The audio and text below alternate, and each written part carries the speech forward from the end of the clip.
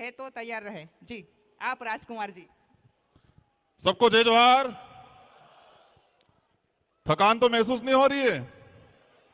संचालक महोदय ने कहा है बहुत शॉर्ट एंड स्वीट में बोले। मैं कोशिश करूंगा कि मेरी भावना, मेरी बात बहुत कम शब्दों में, बहुत कम समय में रखूं।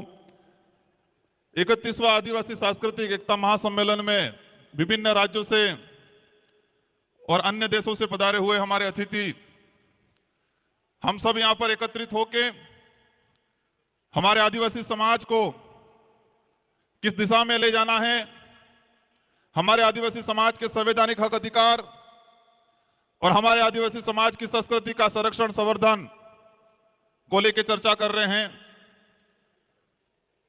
आज मेरा वक्तव्य शुरू करने से पहले मैं इस मंच से मेरी 84 की जनता को नमन करना चाहूंगा, धन्यवाद देना चाहूंगा कि 84 की जनता ने मुझे दूसरी बार विधायक बनाया और मेरे से पूर्व हमारे झारखंड से आए हुए मैडम ने बताया था सिलेक्शन का, भले इलेक्शन हुआ हो लेकिन 84 की जनता ने मुझे सिलेक्शन किया था और मेरी टिकट, मेरा सिलेक्शन 84 विधानसभा की जाजम पे हुआ था, 84 के कार्यकर्ताओं ने किया था और वही हमारा हाईकमान है।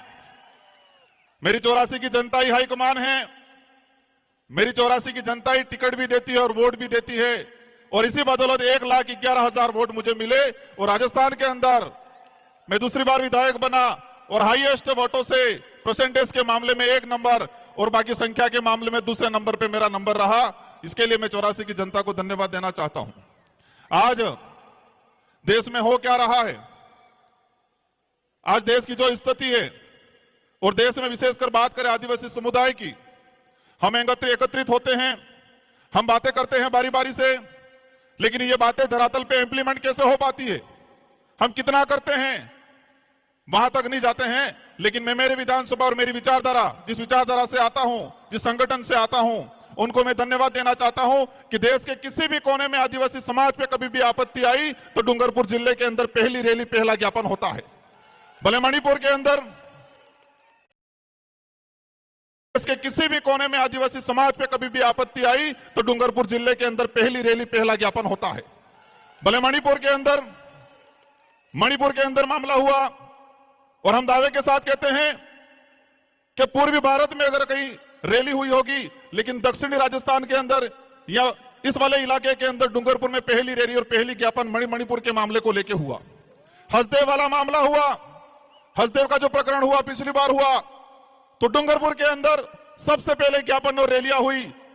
किसी भी प्रकार के कोई भी केवड़िया का मामला हुआ, केवड़िया का जैसा मामला हुआ, हमारे संगठन के लोगों ने डूंगरपुर जिले, उदयपुर संभाग के अंदर और विशेषकर हम हर बार पूरे बिल प्रदेश के एरिया के अंदर सभी जो उपखंड कार्यालय हैं वहां पर ज्ञापन देने का काम करते हैं। वो इसलिए होता है हर बार क्योंकि आदिवासी समाज की, हमारे आदिवासी परिवार की एक विजन बुक है और इस विजन बुक के तहत आदिवासी परिवार की सिलेक्शन प्रणाली और सिलेक्शन प्रणाली से हमारा विधायक और हमारा प्रधान चुना जाता है।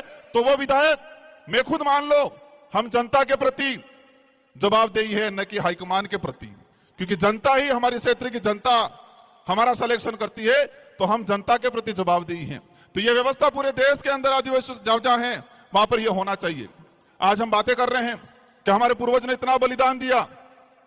मैं एक बात बोलना चाहूंगा कि हम कुछ कर पाए नहीं कर पाए, लेकिन इतना काम जरूर करना है कि हमारे पूर्वजों ने जो व्यवस्था बनाई है, हमारे पूर्वजों ने जो लड़ झगड़ के लाखों बलिदान देके ये जो संवैधानिक प्रावधान जो हमको दिए हैं, जो शेड्यूल 5 या शेड्यूल 6 का है, और इन प्रावधानों के तहत हमको आदिवासी होने का प्रमाण पत्र मिलता है और वो प्रमाण पत्र मिलता है तब हम एमएलए एमपी बनते हैं। अगर वो प्रमाण पत्र नहीं मिलता तो हम एमएलए एमपी नहीं बनते।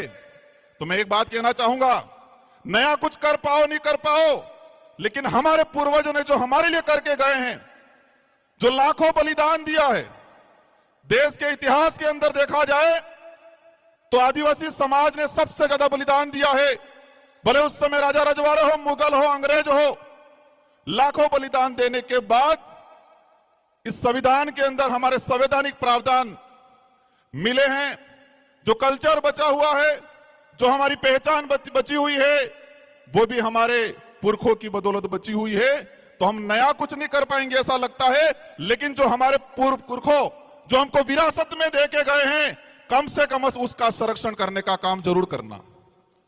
मुझे लगता है देश के अंदर जो हालात हैं, हमारे समाज के जो जनप्रतिनिधि हैं, हमारे समाज के जो सर्टिफिकेट लगा के कर्मचारी बने हैं, उनको समाज की बात आती है तब समय नहीं मिलता है, लेकिन उनकी लुगाई के लिए घाघरा लेने जाना होता है, पूरे बाजार में 4-5 दुकानें घूम जाएंगे वो।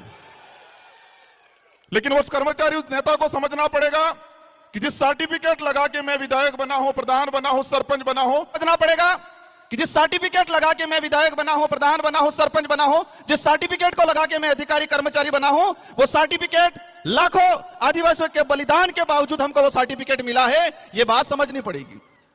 आज आंदोलन हो रहे देश के अंदर, जहां पर जहां आपत्ति आई, आज हसदेव को लेके हो रहा है।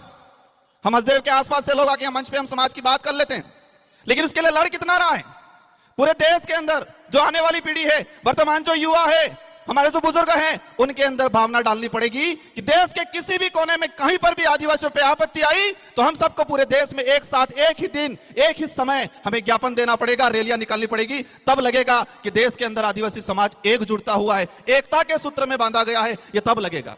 आज देखता हूं मैं आंदोलन की बात, आज यूसीसी समान नागरिक संहिता, मैं उसकी बात इसलिए कह रहा हूं कि मेरे पूर्व पेशा एक्ट की बात हुई, मेरे पूर्व 13(3) की बात हुई, लेकिन समान नागरिक संहिता अगर देश में लागू होती है तो क्या पेशा एक्ट पे असर नहीं पड़ेगा?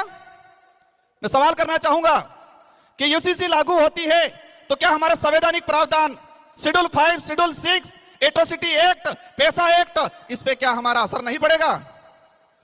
लेकिन इसके लिए हम नहीं बोल रहे हैं। हमें समय नहीं गुजारना है, हमें टाइम पास नहीं करना है, हमें आने वाली पीढ़ी के लिए लड़ झगड़ के, हमारे पूर्वजों ने जो बलिदान दे के जो प्रावधान किए हैं उनका संरक्षण करने का काम करना है।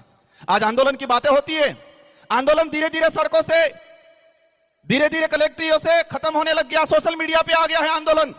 और जो हमारे समाज की जो स्थिति बन रही है, जो लग रहा है जिस तरह से आंदोलन, कहीं पर भी कोई भी मामला हुआ, एक दिन व्हाट्सएप पे डाल देंगे, एक दिन इंस्टाग्राम पे डाल देंगे, एक दिन ट्विटर पे ट्रेड कर लेंगे, 4-5 दिन भूल जाएंगे। और ये मानसिकता है, समझना पड़ेगा, एक साइकोलॉजी गेम है। देश के अंदर जो लोग जिस तरह से आदिवासी समाज के खिलाफ कानून बना रहे हैं, उन लोगों ने पहले से हमारी मानसिकता को पढ़ लिया है कि ये लोग कुछ समय कुछ होगा, विरोध होगा, विरोध होने के बाद कुछ आवश्यकता वाली बात, सुविधा फेंक देंगे और ये लोग आवश्यकता के लिए भागेंगे। आज देख रहे हैं हम, एक दिन होता है, 2 दिन होता है, लेकिन सड़कों से आंदोलन, कलेक्ट्रियों से आंदोलन, विधानसभा से आंदोलन खत्म हो रहा है। और यही स्थिति रही 10 साल बाद, किसी भी मामलों को लेके किसी सड़क पे 5 लोग आंदोलन नहीं करेंगे, सोशल मीडिया पे लाखों आंदोलन कर लेंगे। और बड़े बड़े लीडर भी ये देखते हैं सुबह शाम कि मेरे कितने फैन फॉलोवर हैं, 2-4 लाख हो गए, 5 लाख हो गए, तो अपने आप बड़ा लीडर मान लेता है वो। किसमें मानते? समाज सेवी किसमें मानने लग गए हम कि फेसबुक, इंस्टाग्राम, ट्विटर पे हमारे फॉलोवर बढ़ गए तो हम बड़े समाज सेवी हो गए, यही मान रहे हैं आज। और इसी भी आंदोलन हो रहा है। और यही स्थिति रही तो आने वाले 10 साल बाद किसी भी कितना भी अत्याचार हो जाएगा, लेकिन सड़कों पे 100 लोग इकट्ठे नहीं होंगे। यह आदत में परिवर्तन करना पड़ेगा हम लोगों को।